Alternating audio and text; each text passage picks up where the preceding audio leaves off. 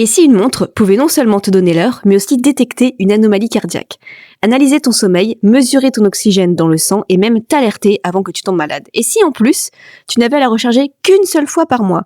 Ça paraît dingue et pourtant c'est exactement ce que fait la Withings ScanWatch 2. Aujourd'hui, je te donne un avis complet basé sur les tests et les retours de centaines d'utilisateurs.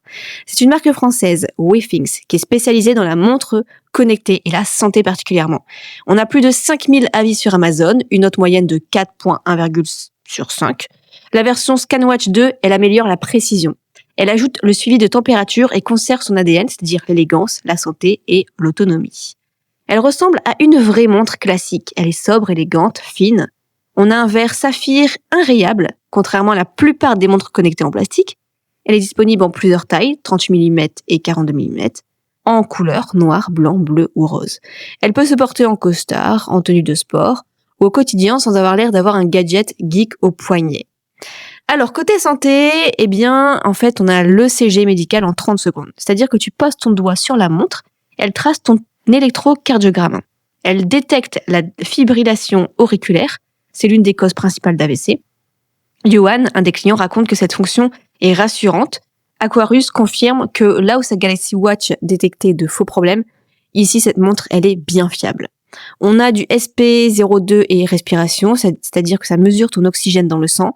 C'est utile pour la récupération sportive et la santé nocturne. Ça analyse les troubles respiratoires nocturnes, donc ça peut aider à déceler des apnées du sommeil. Température corporelle, on a un suivi continu des fluctuations, donc c'est utile pour voir une maladie arriver ou optimiser ton entraînement, ta récupération. Niveau sommeil, la montre, elle analyse la durée, la profondeur, la perturbation et te donne un indice de la qualité du sommeil. Certains trouvent le suivi perfectible, mais globalement, ça reste un vrai plus pour comprendre son rythme.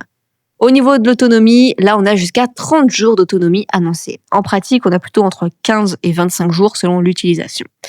Mais même les utilisateurs critiques disent que c'est quand même la plus autonome du marché. En comparaison, l'Apple Watch, elle tient un jour. La Galaxy Watch, elle tient 1 jour et demi. La Garmin, elle tient 1 semaine, alors qu'ici, on est plutôt sur 3 à 4 semaines. Et ça change tout, parce que tu ne vis plus au rythme du chargeur. Au niveau des activités et du sport, on a plus de 40 activités détectées. On a un suivi cardio avec zone de fréquence cardiaque. On a un VO2 max estimé pour évaluer ton niveau de forme. On a un GPS qui est connecté aussi à ton smartphone. Et certains trouvent que la détection autonomie auto n'est pas parfaite. C'est-à-dire qu'elle peut confondre marche et vélo. Mais par contre, pour le fitness du quotidien, c'est largement suffisant. Alors, l'écosystème de la montre, on a l'appli HealthMate, donc elle est claire, intuitive et fiable. Elle est compatible iOS et Android. Tu peux générer des rapports PDF, donc c'est parfait pour les montrer à ton médecin. Ça s'intègre avec d'autres appareils Withings, donc balance connectée, tensiomètre, et ça crée un vrai tableau de bord de ta santé. On a un utilisateur qui s'appelle AQ, qui explique que c'est ce qu'il a fait préférer à l'Apple. Donc là, on a l'autonomie, l'écosystème de santé qui est beaucoup plus cohérent. Les critiques honnêtes, eh bien, ECG, c'est pas toujours lisible en dessous de 50 BPM. Donc, c'est un souci pour les grands sportifs au repos. On a un suivi de sommeil qui est pas toujours parfait.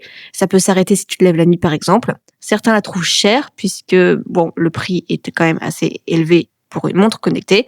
Et on a un service après-vente qui est un petit peu critiqué, c'est-à-dire qu'il n'y a pas de remplacement de batterie prévu. C'est une montre qui est difficilement réparable. Mais malgré ça, les clients la gardent et la recommandent.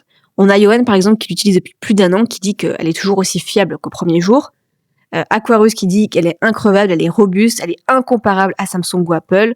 Guy qui dit « ça m'a évité un holter permanent ». On a une autre personne qui dit « j'étais amoureux de ma Galaxy Watch, maintenant je suis amoureux de ma Withings ».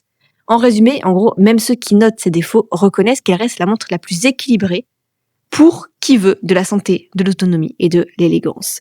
En comparaison au final, l'Apple Watch, c'est la reine du gadget, mais la batterie, elle est ridicule. La Garmin, c'est super pour les sportifs de haut niveau, mais c'est du mastoc et c'est cher. Alors que celle-ci, c'est la seule qui combine l'élégance, la santé, la simplicité et une autonomie qui est record. Donc si tu veux une montre qui soit plus qu'un gadget, une montre qui prenne soin de toi au quotidien, sans que tu deviennes esclave d'un chargeur, alors clairement, celle-ci, elle est faite pour toi. Elle n'est pas parfaite, mais c'est sans doute la montre la plus intelligente et la plus élégante pour ta santé. Je te mets le lien en description, profite de la promo actuelle tant qu'elle dure.